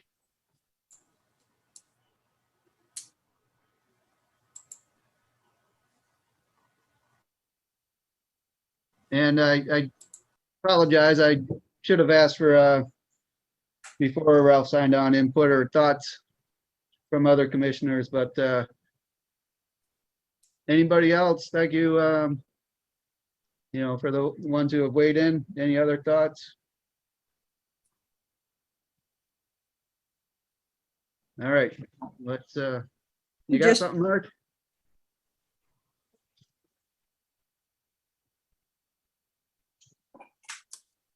Okay, let's find the agenda. And if anybody has other items while I'm looking for the agenda, please do speak now.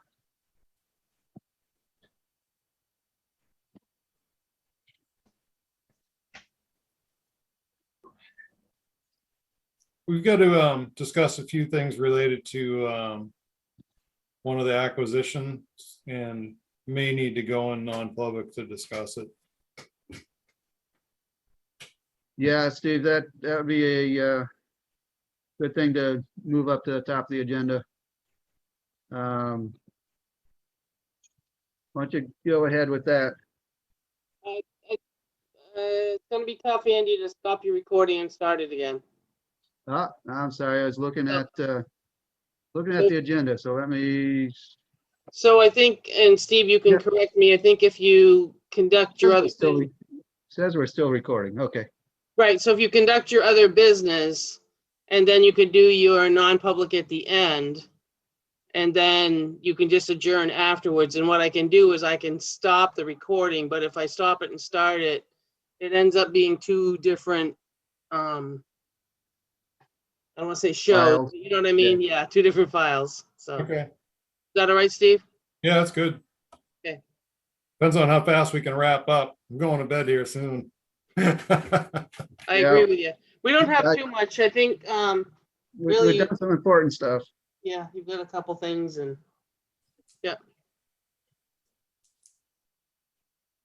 All right. And thank you, Naomi, for prepping an agenda for us. That is most helpful. Let's see. I think we will.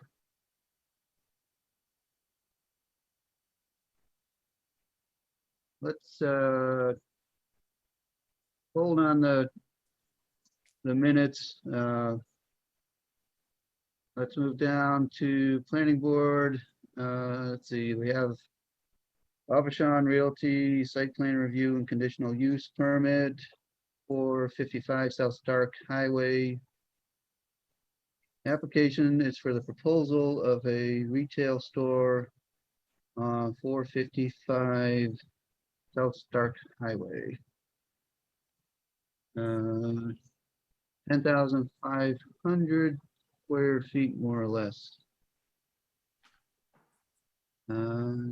Anybody at all familiar with that area? Yeah, that's down by Snell's. It's on the east side of 114. West side. It's where that little Side. red house is with the trailers. Oh, it's across the Yeah. street from it. Across the street there. Mister's old place. I don't know if you know Mister. Yeah. That's his place.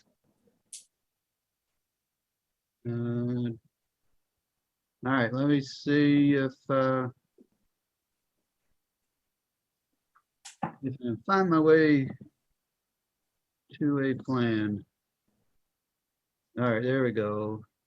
Proposed site plan documents for ARC Avashon Realty. Proposed retail store. All right, Andy, there's a ton of different files there. There's one that's got a cover letter. There's the abutter notice. They did it all separately electronically. And there's a wetland one. I think I gave you everything. yeah, There's parking, there's wetland, there's site plan, there's traffic. And there's just a lot of files there. yeah, well, bring a new store to town. It's a significant undertaking, so. I don't have any of the plans or anything to look at. It's there, the stuff that came from Naomi, that all the plans are there. Oh, Looking at 'em when now. did it come? I didn't get that. So when we got on the meeting, I didn't have it yet. Ray, Oh, it's a there separate should have one. been a separate email that came with all the Yesterday. attachments and then the Zoom one. Oh, yeah, that's right. Two separate emails. I didn't want to confuse it all. Initial thoughts of looking at that, Andy. I mean, they're taking up the lot that's already cleared. There's nothing there other than the house and trucks and stuff that he's parked there. Yeah, There's a wetlands letter at the end, and they said there's no wetlands on the property.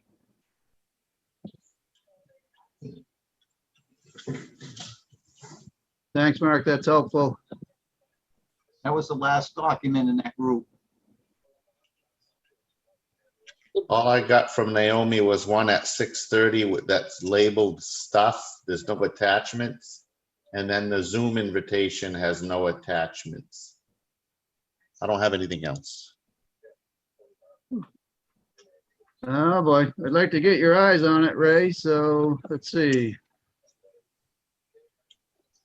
It's the right place.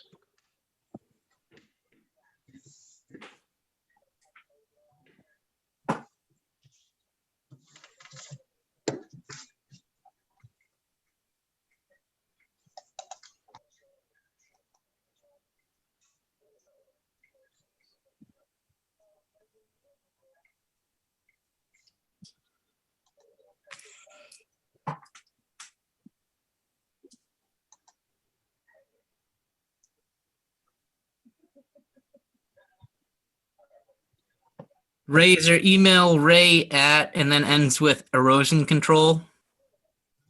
Yeah, Ray at hsandgerosioncontrol.com. Okay, yeah, I just forward you that email. Thank you, Mike. That wetlands is from TES Environmental Consultants. Just so Ray, for some reason I got your bounce back. I wonder why. I don't know. I got a Mark bounce back too, but I got a backup from Mark. I don't usually have any trouble getting them. I've gotten them all in the past. I got the other two. Yeah, that's very odd that it did that. And Naomi, that other email is the one to use. Been having too much trouble with the main one. Yeah, I've been using both to see which one goes through. Okay. That's our lovely Granite State Communications. So Ray, I got a message back from Gmail saying that the message was too large to forward. I don't know if you got it from me or not. No, I didn't get it. Okay. Um,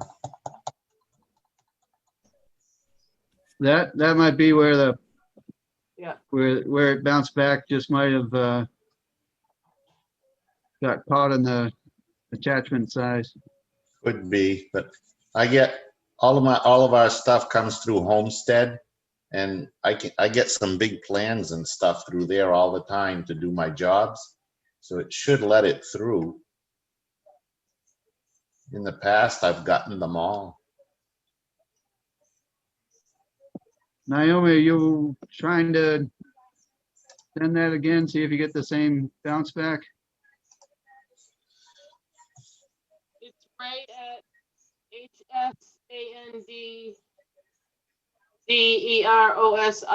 HSANDDEROSION Yeah, control.com.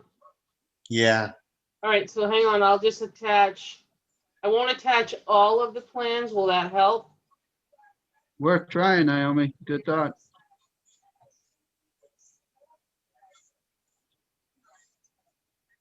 Let me,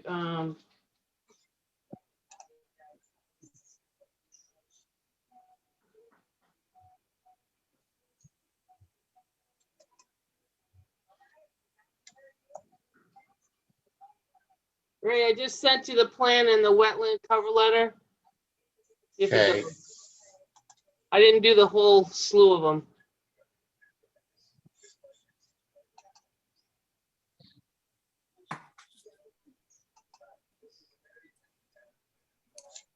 Did you get it? No, sometimes it takes a while for it to come through them. Sometimes I get it the next day, Oh, jeez. so We love you, Ray, but I'm not gonna be here till the next day. no, we're not gonna wait all night. That's okay. We'll just have to skip it, I guess. There's nothing happening here yet, so we'll just skip it for now.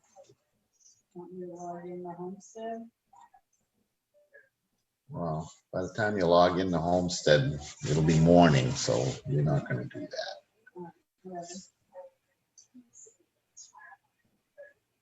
That's all right.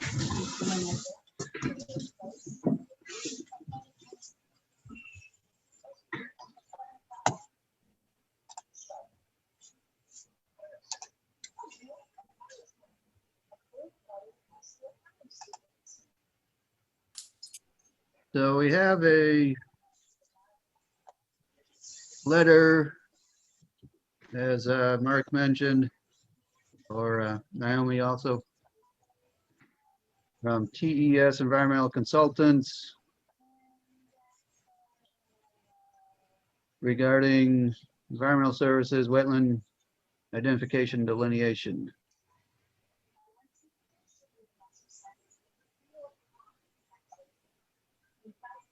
And let me, I scroll down.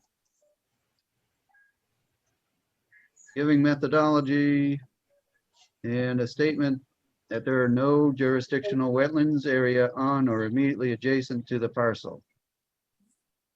All soils were observed to be non-hydric, including at a minor seep at the base of the slope, approximately 150 feet west of Route 114, behind the two parked trailer bodies present on the site.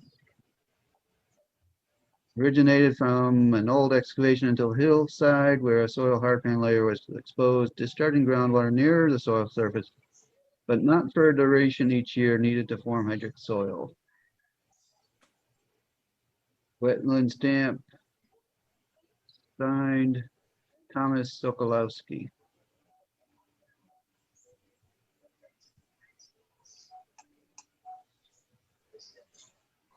I don't think I've ever seen a letter like that before, but Ray, did that work? No, it did not. Because I know I did the first time H, S, and D for David, but then I just did it again to H, S, and G erosion. Erosion. And then control.com. Yep, that's where it went. Yeah. Oh, it's just being temperamental, I guess. But I haven't got a message back saying that didn't go, so, Oh, it just came through. okay. I've been pressing my receive button and it finally took its time and made Yeah, it. the first one I put a D as in David, not a G as in George, so sorry about that. Okay. Now I have it.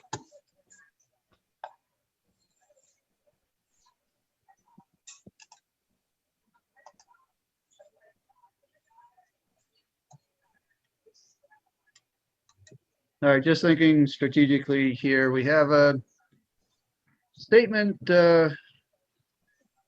duly signed and stamped saying no jurisdictional wetlands.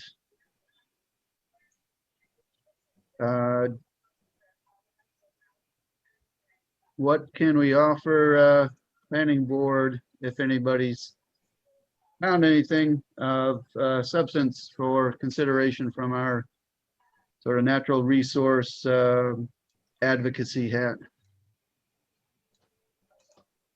You know, as Mark mentioned, we're dealing with essentially a open site. Right on 114, got to manage stormwater for sure. No wetlands. It's on the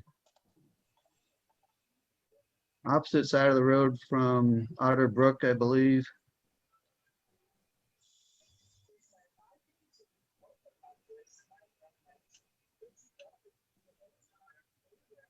And I guess I'd just say it'd be pretty remarkable to have a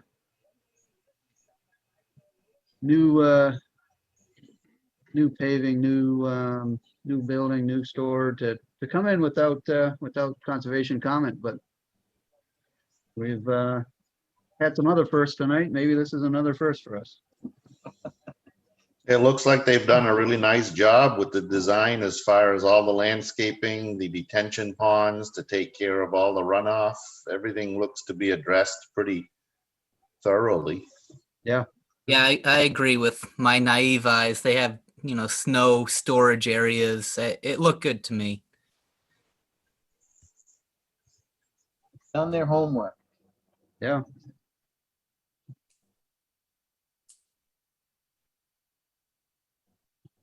What do you think, Steve? You see anything worth commenting upon? There's lots of different hoops to jump through, but I guess very few of them are ours. I don't see anything because I'm still fighting with this thing. I think just because of email and so many attachments, I'm trying to like download it as a zip, and I don't know, not working out for me so far. Yeah, I've been lucky. My daughter's newish computer has handled things pretty well tonight. So I think I'm maybe there now. Which actual file is it in, the big one, the plan, or? uh, yeah, I did the zip download all, and it ended up coming out as the last one. I don't know whether that happens on most everyone's machine. No, mine was the middle. Yeah. Steve, on the email, mine, when I sent it to you guys, was a third attachment, is the whole overall plan of 14 pages. Yeah, 16 gig megabyte one, I mean. Yes. Proposed site plan documents. 6/3/2021. Sure, it's great to have it come across as a PDF though.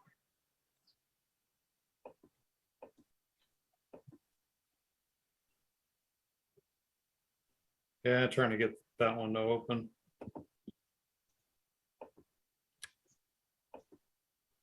Has anybody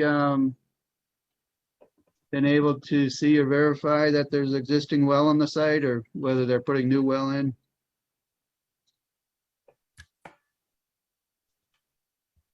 I haven't seen it. There is a proposed well on page 6. Page 6, I'm on 9, okay.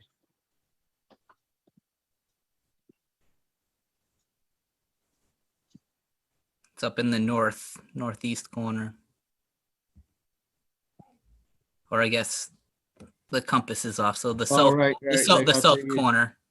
They got the 75-foot radius around it proposed, yeah.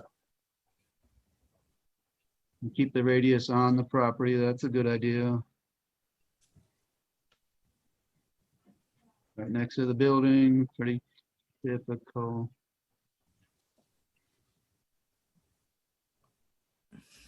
And how about? All right, off, right close to the road is the proposed leaching field and distribution box for the septage.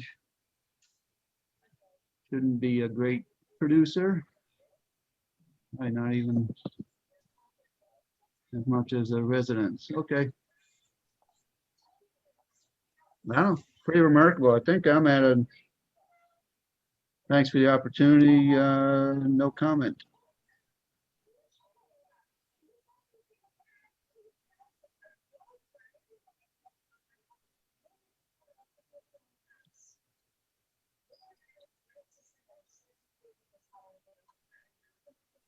Anybody object to a, moving on?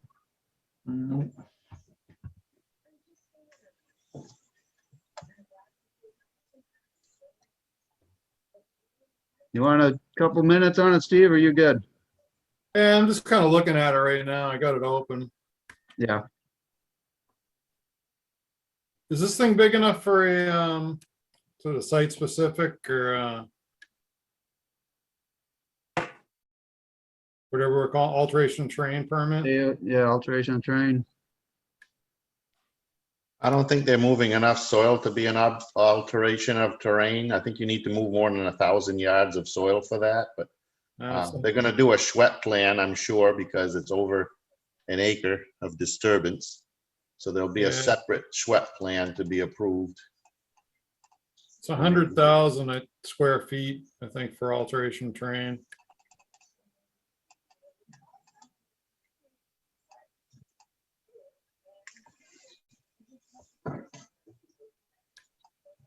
Probably in the notes up front, I would guess. Might just be below that, yeah.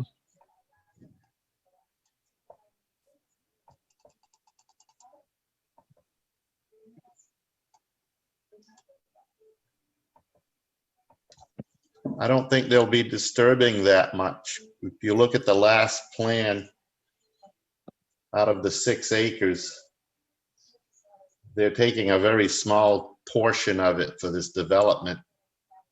They might fall right under it. Yeah, I think a lot of times they plan it that way. Yeah.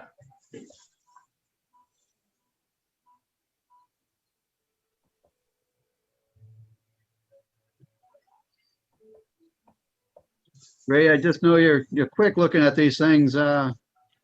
Any sense whether there's a cut involved with it, or is it, you said they're not moving, not doing a bunch of earthwork, so maybe there's not much of a cut involved? No, not much. They're not going into the steep slope out back there Yeah, like Lang Tots did. When Lang Tots built that place, they took out a lot of dirt out of that back slope, you know? yeah. These and guys don't appear to be doing that. If So you look at this the is between, topographical plan, it doesn't, this is between Cold Springs and Langtot? yes. Yeah, Cold Springs did a little bit. Nothing huge. I think they terraced to park some stuff a little while back. Yeah, if you look at the, I don't know what plan number that is, but plan, you can see the topographical lines, Oh, right. and they are going to cut into it a tiny bit, but they're most likely going to move the dirt from there out to the front under the, what's gonna be the parking lot. Oh, yeah, So- they show just a little bit of a, can't see the numbers, but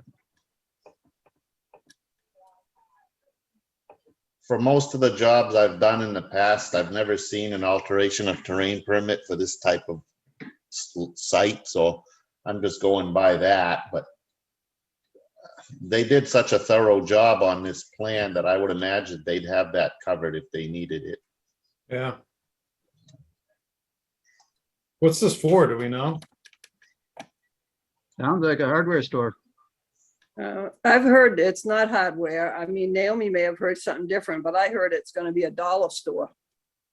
So the initial conceptual was they do, so Aubuchon Realty ARC is the company that basically goes in, does all the permitting for a 10,500 square foot building, retail, and then they put it out to bid to anybody. It could be Aubuchon, it could be a O'Reilly Auto Parts, it could be, they listed Family Dollar, Dollar Tree. There was 4 or 5 that they always do business with, but they have not got to the point where it's A, permitted, and B, ready to be bid on. So Wow, they do it as a spec building. Huh. yeah, they do it, they get all the permits, and then they let whoever bid on it.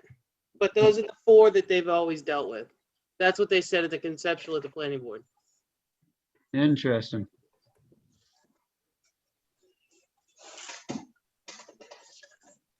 Well, decent place for it. Yeah, comparing numbers, Ray, it doesn't look like they're cutting more than 2 or 3 feet. Yeah, it's minor. It's very minor. They're basically just steepening the slope at those locations and straightening it out, so. Yeah, just have a little space around the propane tank and things. Yeah, it's more cosmetic than anything. It's not gonna be a big excavation there. Right. And then if you look at the topographical, I can't, I'll have to make it bigger. Okay, I'm looking for, okay, here's my existing 309, 390, 392, 390, 390, 15, 391. Yeah, they're raising up the front of the site a foot or 2 here and there. So I think they'll be hauling in material more than moving it around and hauling it out. Yeah. They'll have their detention ponds to dig, so they might get surplus from that. They usually try to balance the site if they can. Sure. Yeah. It doesn't look like anything substantial that's going to be. All Well, if you look right, at- folks, I'm gonna, do a last call on this one. Last call for comments. None.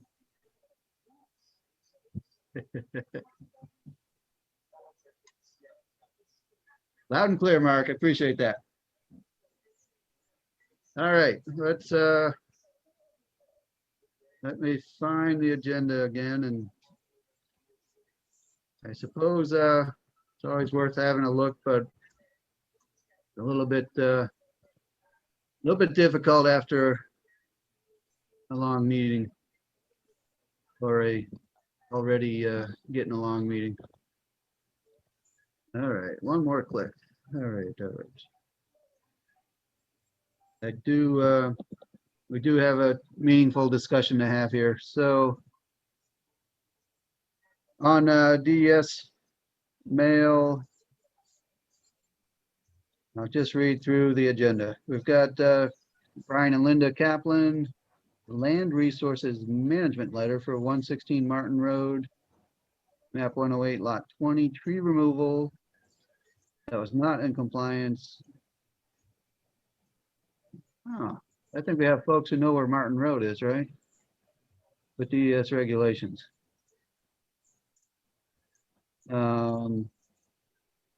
Anybody have anything to say on that one? I was kind of, I noticed that said, Yeah, you'd mentioned that. yeah. So somebody must have done a complaint. Yeah, Yeah, because they whacked all the trees right around that old interesting looking building there down there. yeah, that's not cool with shoreline protection. All right. So they're on that one. Good to know. And moving on, we've got Joel Lair and Robin Parrots at 104 Pond View. Wetlands and non-site specific permit to construct a perch beach with no more than 6 cubic yards. This is sounding like the one we already looked at, right? Right, yeah. Yeah. Install 4-foot wide access steps to the water body and access steps to the existing dock structure. The only thing with that was they got the DES, but where did that fit on the town ordinance? Yeah, I thought there was a problem in the town ordinance. well, I guess we passed along concerns to ZBA, and that's about the extent of what we can do with that concern. And just so the variance was granted for the wetlands buffer, Okay, June it 1st. was applied for and granted, so, It was applied and granted June 1st. okay, check. Moving on to number 3, Tebow Corporation, shoreline permit application, Clough Park Road. And they need to provide some additional information.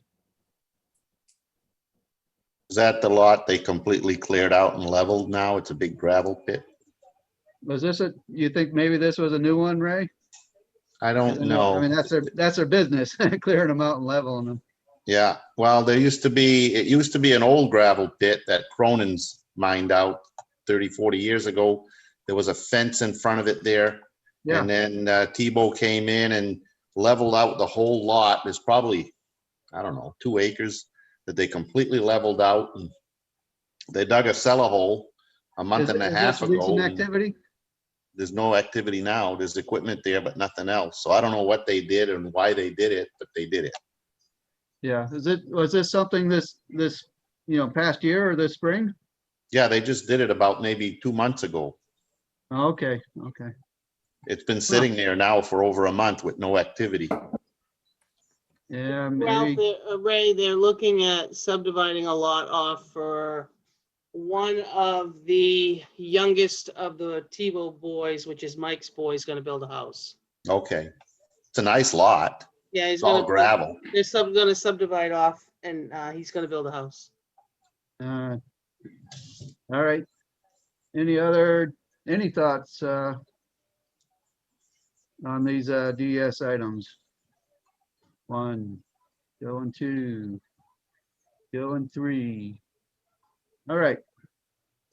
Let's, Andy, you gonna do minutes or not? what's that? You gonna do your minutes, May 11th? I'll entertain a motion. I didn't have a chance to take a look at them. Oh, sorry. I was gonna hold on it. But if You somebody can wants hold if to, you want. I didn't know what you meant. I thought you bypassed it, that's all. I jumped over it, yeah. But, I see them there, appreciate having the chance and having them provided, so I guess, I'd just like to take the 5 minutes, which I haven't done yet, to have a look at them, so No problem. I'll, have them on the agenda for, next month also. Yeah. All right, Steve, ready to jump back to, prior discussed items? Or mentioned, I guess. Which ones? I think we're on to the land deals. Oh, we gotta go non-public. Right. That, unless you haven't, if anybody has any, non-public, which would make it regular meeting business, now's a chance to bring it up.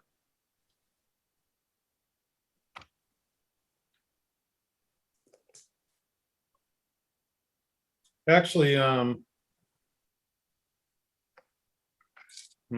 yeah, we'll just tackle it in non-public. It's all related to the land deal.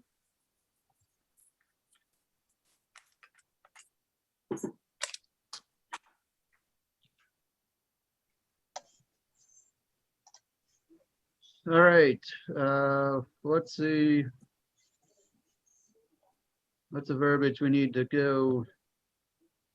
Make a motion to go into non-public under RSA 91A3 Roman numeral 2C, small c. Would anybody like to grab that motion?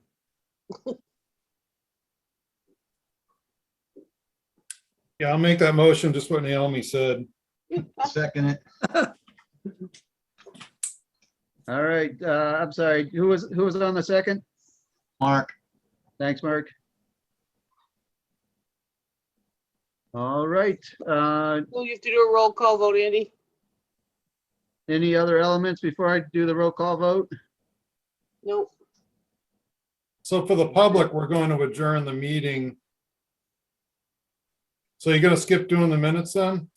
Yeah, he's gonna table till July. He hasn't read them. Okay, and then we're gonna adjourn the meeting right out of the non-public. Yeah, so you're gonna, once you enter non-public and then you just let everybody know what you just did, you're gonna adjourn after the non-public. Yeah. So after you take your I'm roll sorry, I call- wasn't clear, Naomi. I know we've done this before, but it's getting on. Yeah, I know. So once At you do the this- end of the non-public session, do we come out? No, you're just gonna adjourn. You're not gonna go back live, but Right, you let the public know that. we just did. Gotcha. All right, we've got a motion and we got a second on that. So I'm gonna call a vote. What say you, Ray? Yes. Jerry, Yes. Mark, yes. Steve, Yes. Mike, Yes. and Andy says yes. So we've got all in favor. All right, hold on one sec.